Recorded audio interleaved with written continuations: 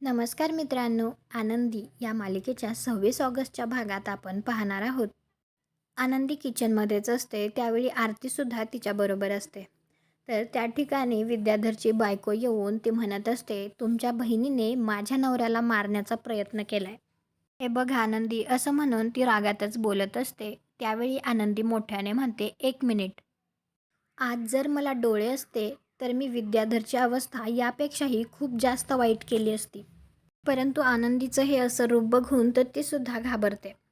त्यानंतर आता युगंधर झोपलेला असतो, त्यावेळी आनंदी तिथे येऊन बसते आणि त्याचा हात हातात घेऊन ती म्हणत असते, तुम्ही जरी मला तुमच्यापासून लांब ठेवलं तरी तुमच्या अस्तित्वाच्या प्रकाशाने मला वाट सापडत राहिली.